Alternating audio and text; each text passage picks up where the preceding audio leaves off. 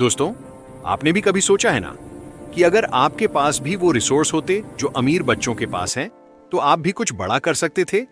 ये कहानी उस 11 साल के अर्जुन की है जिसके पास ना स्कूल था, ना किताबें, ना टीचर्स और ना अच्छे कपड़े।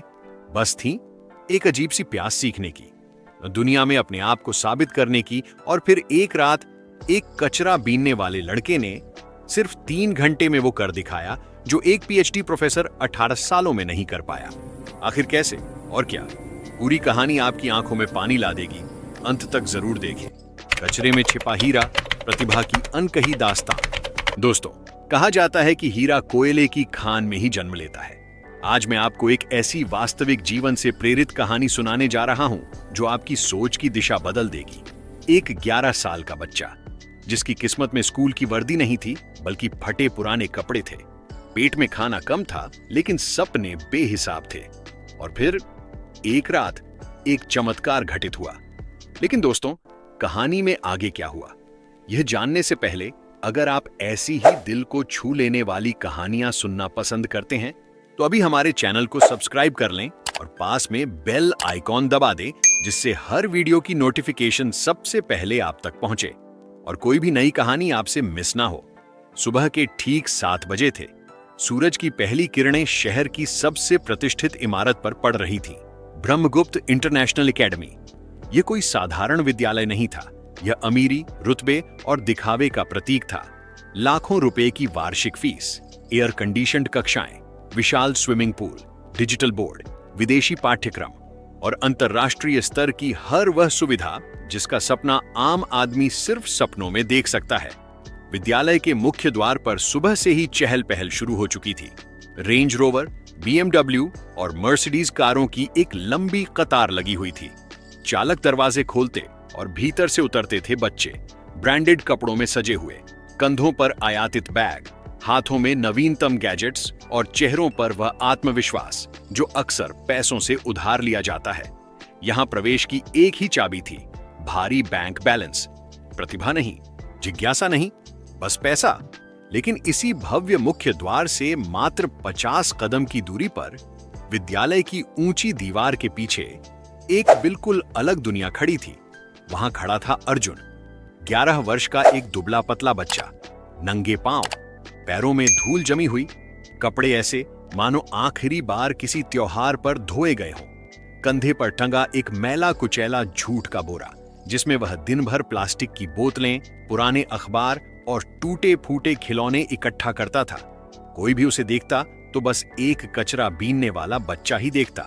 लेकिन यदि आप अर्जुन की आंखों में झांकते तो वहां भूख नहीं दिखाई देती।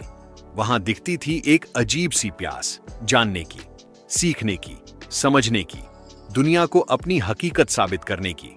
अर्जुन रोज यहां आता था, कचरा बीनने के लिए नहीं बल्कि विद्यालय की ऊंची दीवार से सटकर कक्षाओं के भीतर से आती आवाजें सुनने के लिए। कौन सा अध्यापक क्या पढ़ा रहा है, छात्र कौन सा सवाल पूछ रहे हैं, कक्षा में कौन सा विषय चल रहा है, वह दीवार के उस पार से सब कुछ सीखने की कोशिश करता था। उसे अंकों से प्रेम था। संख्याएं उसे डराती नहीं थी, वे उसे आकर्षित करती थी। कचरे के डिब्बों में पड़े टूटे कैलकुलेटर वह उठा लाता और घंटों उन्हें ठीक करने की कोशिश करता। सड़क पर खड़ी गाड़ियों की नंबर प्लेट देखता और मन ही मन उनके गुणनखंड निकालने लगता। उसने कभी विद्यालय का मुंह नहीं देखा था, कभी किसी शिक्षक ने उसका नाम नहीं पुकारा था, कभी किसी कक्षा में उसकी उपस्थिति दर्ज नहीं हुई थी। लेकिन ईश्वर ने उसे ऐसा मस्तिष्क दिया था जो किसी सुपर कंप्यूटर से कम नहीं था। और यही मस्तिष्क बहुत जल्द इस आलीशान विद्यालय की दीवारों को हिला देने वाला था। उधर विद्यालय के भीतर 12वीं कक्षा की गणित की कक्षा में तूफान आने वाला था। प्रोफेसर रणवीर मल्होत्रा, आईआईटी से पीएचडी, 30 वर्षों का शिक्षण अनुभव, दर्जनों पुरस्कार, शहर के सबसे सम्मानित और सबसे डरावने शिक्षक। आज उनका मूड बेहद खराब था। पिछले सप्ताह का परीक्षा परिणाम देखकर उनका रक्तचाप बढ़ गया था। धड़ाम, उन्होंने अपना चमड़े का बैग मेज पर पटक दिया। तुम लोग यहां पढ़ने आए हो या अपने पिताओं के पैसों का प्रदर्शन करने? वे गुस्से में बोले। हर किसी के हाथ में नवीनतम आईफोन है, लेकिन बुनियादी कलन भी हल नहीं कर सकते। पूरी कक्षा में सन्नाटा छा गया। प्रोफेसर ने बोर्ड की ओर रुख किया और फिर कुछ ऐसा लिखना शुरू किया जो अगले 24 घंटों में पूरे शहर और सोशल मीडिया पर मेन चर्चा का विषय बन गया। वह कोई साधारण समीकरण नहीं था, वह था रीमान परिकल्पना और गोल्डबैक अनुमान का घातक संयोजन। ऐसी गणितीय समस्या जिसे देखकर दुनिया के शीर्ष गणितज्ञों के भी पसीने छूट जाए। 20 मिनट तक वे लिखते रहे, प्रतीक, ग्रीक अक्षर, जटिल फलन, पूरा बोर्ड भर गया। फिर वे मुड़े और बोले, इस समस्या को मैंने अपनी पीएचडी के दौरान हल करने की कोशिश की थी। 18 वर्ष बीत गए, आज भी यह अधूरी है। मैंने इसे नाम दिया है द अनसॉल्वेबल पैराडॉक्स। उन्होंने पूरी कक्षा को घूरा। मैं तुम बिगड़े हुए बच्चों को एक खुली चुनौती देता हूं। कल सुबह 9 बजे तक यदि किसी ने भी, दोहराता हूं, किसी ने भी इसका समाधान निकाल लिया तो मैं अपने 30 वर्षों के शिक्षण जीवन से संन्यास ले लूंगा और विजेता को मेरी रोलेक्स घड़ी पुरस्कार में मिलेगी। कक्षा का टॉपर आयुष, जिसके पिता एक उद्योगपति थे, समीकरण देखकर मन ही मन हार मान चुका था। यह पाठ्यक्रम का नहीं, दुनिया का नहीं, शायद इस ब्रह्मांड का भी नहीं था। घंटी बजी। प्रोफेसर गुस्से में बाहर निकल गए। छात्र निराश होकर बाहर आए। पागल हो गया है बूढ़ा, आयुष ने अपने मित्र से कहा। यह समीकरण तो आइंस्टीन भी हल नहीं कर सकता था। लेकिन किसी ने ध्यान नहीं दिया कि कक्षा की उस जंग लगी खिड़की के बाहर अर्जुन खड़ा था। उसकी काली मैली उंगलियां लोहे की सलाखों को कसकर पकड़े हुए थीं। उसकी आंखें श्याम पट्ट पर लिखे समीकरण पर टिकी थीं। डर नहीं, उसे वह समीकरण एक सुंदर पहेली लग रहा था, मानो किसी ने उसे उसके लिए ही रचा हो। अंक उसके मस्तिष्क में नृत्य करने लगे, रूपरेखाएं उभरने लगी, संबंध बनते चले गए। वह समीकरण उससे बात कर रहा था, उसे बुला रहा था। ए कचरा उठाने वाले, भाग यहां से। चौकीदार ने डंडा दिखाया। अर्जुन भाग गया, लेकिन उसका दिमाग अब भी उसी कक्षा में, उसी बोर्ड के सामने अटका हुआ था। रात के 1:30 बज चुके थे।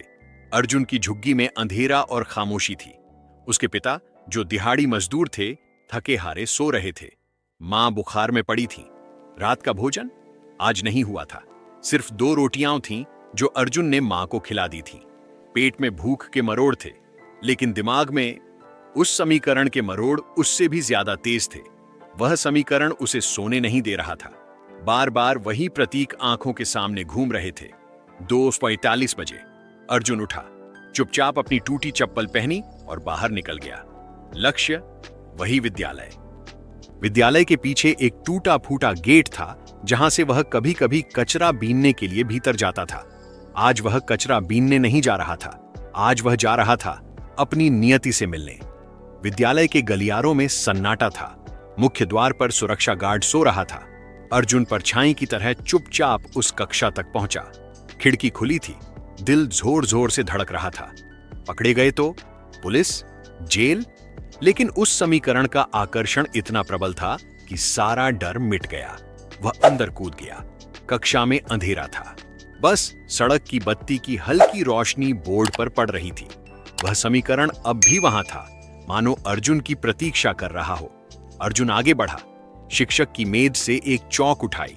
वह चौक उसके खुरदरे, गंदे हाथों में अजीब लग रही थी, जैसे किसी भिखारी के हाथ में हीरा। और फिर उसने लिखना शुरू किया। चर्र चर्र चर्र। सन्नाटे में चौक की आवाज गूंज रही थी, धीमे, फिर तेज, फिर और तेज। अर्जुन भूल गया कि वह भूखा है, भूल गया कि वह कचरा बीनने वाला है। इस क्षण में वह सिर्फ एक शुद्ध गणितज्ञ था। उसके मस्तिष्क में सब कुछ स्पष्ट हो रहा था। वह रास्ते दिख रहे थे जो प्रोफेसर को 18 वर्षों में नहीं मिले थे। कदम दर कदम, सूत्र दर सूत्र, तर्क दर तर्क। उसका हाथ अपने आप चल रहा था, मानो कोई अदृश्य शक्ति उसका मार्गदर्शन कर रही हो। 3 घंटे बिना रुके, पसीने से तर, धूल से सना, लेकिन पूरी तरह केंद्रित। पूरा बोर्ड समीकरणों से भर गया और अंततः उसने एक बॉक्स बनाया और उसमें लिखा, उत्तर एल एशा 0, विशिष्ट सीमा शर्तों के अंतर्गत। अर्जुन पीछे हटा, बोर्ड को देखा और उसके चेहरे पर वह मुस्कान आई जो शायद 1 महीने के भोजन से भी ना आती। संतोष, उपलब्धि, उद्देश्य। उसने चौक रखी, गहरी सांस ली, खिड़की से बाहर कूद गया और रात के अंधेरे में फिर से अपनी दुनिया, कचरे की दुनिया में खो गया। अगली सुबह 8:45 बजे प्रोफेसर रणवीर कक्षा में प्रवेश करते हैं, मूड पहले से भी अधिक खराब। तो किसी प्रतिभाशाली ने प्रयास किया, व्यंग्य में बोले। पूरा सन्नाटा। आयुष खड़ा हुआ। सर, हमने इंटरनेट खोजा, कृत्रिम बुद्धिमत्ता उपकरणों का उपयोग किया। इस समस्या का कोई प्रलेखित समाधान नहीं है। यह शायद गलत समस्या है। प्रोफेसर हंसने ही वाले थे कि उनकी नजर बोर्ड पर पड़ी। समय थम गया, उनका हाथ कांपने लगा, चश्मा नीचे खिसक गया। धीरे धीरे, जैसे किसी ध्यानावस्था में, वे बोर्ड की ओर बढ़े। छात्र भ्रमित थे। सर, क्या हुआ? प्रोफेसर बोर्ड के बिल्कुल पास गए, चश्मा उतारा, साफ किया, फिर पहना। चरण 7, यह दृष्टिकोण। हे भगवान, वे बुदबुदाए। चरण 15, यहां आयामी विश्लेषण, असंभव। चरण 23, यहां तो पूरा विरोधाभास सुलझ गया। उनकी आंखों से आंसू बहने लगे। यह उनकी आवाज कांप रही थी। यह पूर्ण है, निर्दोष, संपूर्ण। वे अचानक मुड़े और चिल्लाए, किसने किया यह? सच बताओ, तुम में से किसकी इतनी क्षमता है जो मेरी 18 वर्षों की शोध को एक रात में समाप्त कर दे? सब चुप। आयुष बोला, सर, मैं कसम खाता हूं, कल शाम बोर्ड खाली था, रात को कक्षा बंद थी। प्रोफेसर ने सिर पकड़ लिया। कोई तो आया था, कोई ऐसा जिसका मस्तिष्क किसी और ही स्तर का है। यह लिखावट देखो, यह किसी प्रशिक्षित छात्र की नहीं है, या यह किसी कच्ची प्रतिभा की है। तुरंत प्रधानाचार्य और सुरक्षा बुलाए गए। सीसीटीवी फुटेज देखी गई। काले सफेद स्क्रीन पर रात 3 बजे की रिकॉर्डिंग में एक छोटा सा साया दिखा। फटे कपड़े, बिखरे बाल, खिड़की से कूदता हुआ, बोर्ड के पास जाता हुआ और पागलों की तरह लिखता हुआ। प्रधानाचार्य ने झूम किया। अरे, ये तो वही कचरा बीनने वाला लड़का है जो रोज गेट पर मंडराता रहता है। प्रधानाचार्य ने नाक सिकोड़ी। सुरक्षा, पकड़ कर ले आओ इसे, चोरी करने आया होगा और शरारत की है। रुको, प्रोफेसर रणवीर ने हाथ उठाया। अगर किसी ने इसे चोर कहा तो मैं स्वयं देख लूंगा। उसने चोरी नहीं की, उसने एक चमत्कार किया है। उसे सम्मान के साथ मेरे पास लाओ, अभी। 15 मिनट बाद 2 सुरक्षाकर्मी अर्जुन को घसीटते हुए स्टाफ रूम में लाते हैं। अर्जुन भयभीत है। उसे लगता है पुलिस, थाना, जेल, गंदे कपड़े, शरीर से दुर्गंध। स्टाफ रूम के शिक्षक रूमाल से नाक ढक लेते हैं। लेकिन प्रोफेसर रणवीर, वे अपनी कुर्सी से उठते हैं, सीधे अर्जुन के पास जाते हैं। अर्जुन हाथ जोड़ लेता है, आंखों में आंसू। साहब, माफ कर दीजिए, मैंने कुछ नहीं चुराया।